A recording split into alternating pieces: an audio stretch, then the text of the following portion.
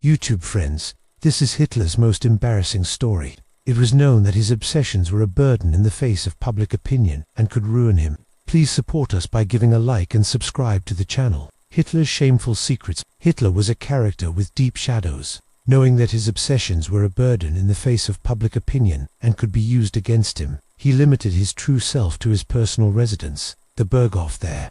He was truly Adolf, and we know it thanks to testimonies such as those collected in the essay Living with Hitler, accounts of Hitler's household staff, where his servants revealed the Nazi leader's most uncomfortable truths. The reality is that, according to the statements of his servants, the true Adolf Hitler was a deranged man. He used to become obsessively clouded with work. In a sickly wakerless, he could go 3 days without changing his underwear and, among many other things, obsessive. An example is that he would go crazy when someone took more than a few seconds to properly put on his booty, as if that were not enough. And contrary to the myth that has spread, the testimonies collected in the work also agreed that the Nazi leader loved enjoying the company of women and maintained sexual relations with his beloved Eva Braun. The historian Jesus Hernandez, author of Die Blog is La Guerra, agrees in Brief Historia de Hitler that Berchtesgaden was the region where the Führer rested before reaching power. He used to visit the area since 1925, staying in a hotel. He explains, in the end, his love for the town led him to rent the future Berghof, a holiday home located on the side of a mountain called Obersalzberg, from a merchant named Otto Winter in 1928. He liked it so much that, barely 5 years later, he invested all the profits he had obtained from the sales of Mein Kampf to acquire it. By then, that residence had not yet been baptized with the name by which it went down in history. For that, one had to wait until the end of 1935, when Hitler ordered the house to be completely remodeled to suit his taste. Until the inauguration, on July 8, 1936, a new main wing was built, which integrated the old country house and several adjacent buildings, explains Heike B. Gratemiker in Eva Braun, A Life with Adolf Hitler.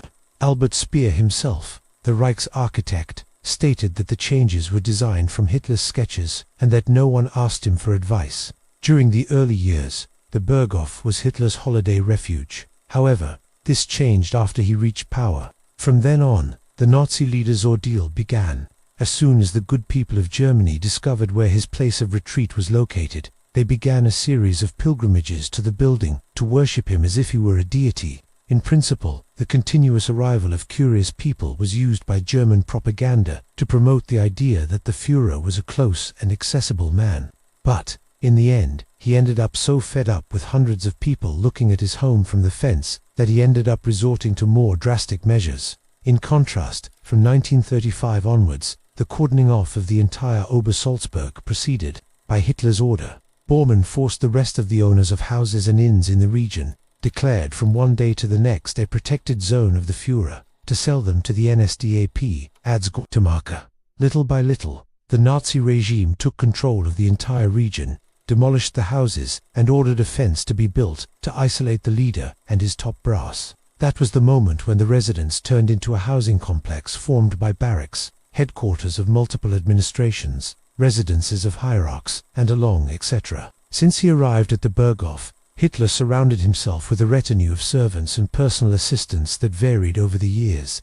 Perhaps the most famous member of this team was Elisabeth Kalhammer, the Austrian maid who broke her silence in 2014, revealing some of the Nazi leader's most intimate secrets. Among them, that he loved eating a cake made with apples, raisins, and walnuts, or that his favorite drink was hot water. However, in Living with Hitler, accounts of Hitler's household staff, voice is given to 3 equally close characters, Herbert Doring, Anna Plame, and Karl Wilhelm Krauss. Doring and his wife were servants in the home since 1935. Plame joined the staff as a waitress in 1941, when she was barely 20 years old, and Krauss was pulled from the German army to serve as Hitler's personal assistant. Of all of them, the most curious case is that of the military man, as he used to be so close to the Führer that he was soon baptized with the nickname Shadow. In fact, he remained aware of the inner workings occurring in the house after being fired. Doring states that both he and his companions knew firsthand that Adolf Hitler was maintaining a relationship with Eva Braun. One day in 1936, my wife Anna, who was a cook, said, "Listen to me. A blonde young lady is coming who is Hitler's girlfriend." Nobody knew it until then, he explains. In his words, the couple kept their relationship secret for quite a long time. The rule was that you could not talk about Eva Braun to anyone. The servant also remembers that the first time he saw the girl, she was walking on the terrace with the Nazi leader and was dressed very elegantly, although she also seemed in a bad mood. Apparently, the relationship between the two was not as passionate as people have wanted to sell it, all because of the obsession with work that the Nazi leader had. Not much later, Hitler asked me to go to his study on the top floor one night to help him with some documents. I found him totally lost in his thoughts while he worked. Then someone knocked on the door that led to his room, but he did not hear the call. The knock was repeated and Eva Braun entered. He adds that Eva Braun entered without permission drove Hitler crazy and provoked a torrent of shouts. The servant remembered his words thus: "You always come when they don't want me to be disturbed. You should see that I am working. Now I have nothing to ask of you." The woman who, in the end, would commit suicide, along with the Führer, turned red with anger and left the room. For Doring, that made it clear they were not made for each other. They would never have been a couple under normal circumstances. He reveals that was not the only explosion of rage he had. Hitler was a strange man full of contradictions. In the mornings, the servants knew when he was in a good or bad mood. If he came down the stairs from his room humming, it was a synonym that he was happy.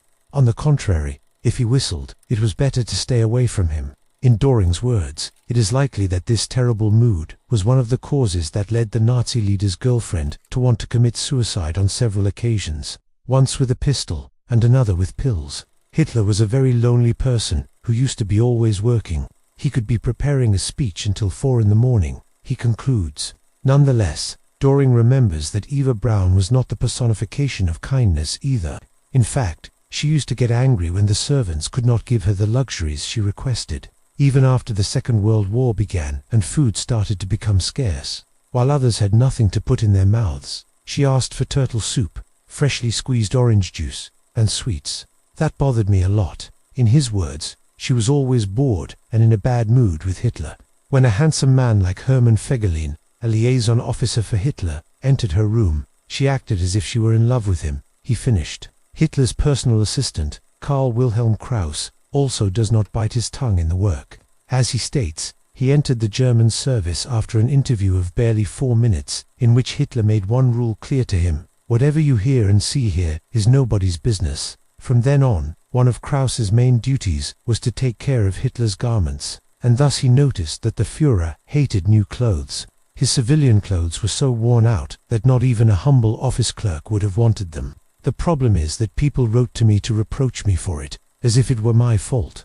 As he remembers, on one occasion, he was so tired of the Nazi leader putting on the same clothes again and again that he asked a tailor to come to the house. The result, as was to be expected, was a loud anger on the part of the German beat. The same happened with his old high boots. He could not stand parting with them. Even when I ordered 3 new pairs, he kept using the same ones. And the same with the shoes. He always wore the same black loafers, which were horrible. He was stubborn. For years he ignored the brown shoes I had bought for him to wear with his light-colored suits. His obsessive behavior reached its peak with the boaties, which had to be tied for him in a few seconds. To finish, Krauss remembers with horror the relationship Hitler had with his underpants. Sometimes he changed them 3 or 4 times in a day, and other times he could go 3 days without putting on clean ones. In his words, he was so concerned about the Führer's shortage of underwear that one day he asked a seamstress to make him new ones exactly like the old ones. Next, he piled them among the ones he always put on.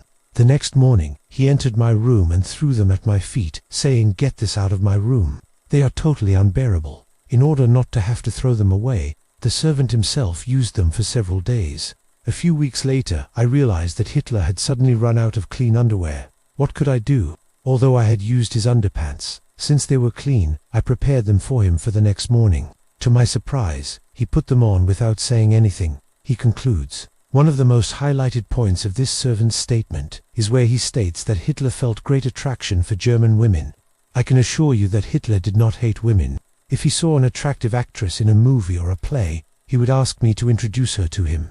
Among the movie actresses he especially liked were Olga Chechow and Brigitte Horney. He used to invite many to the theater. He completes, at the same time, he used to show himself fascinated by the women he saw. "My God, how beautiful she is," he would exclaim. In fact, and according to Krauss's statements, Hitler used to turn around to keep looking at them once the car had passed nearby. If I was sitting nearby, he would make me move to follow the girl with his gaze. Very often, some assistant had to find out the woman's address. After that, he would invite her for a coffee, so that Hitler could chat with her, he concludes.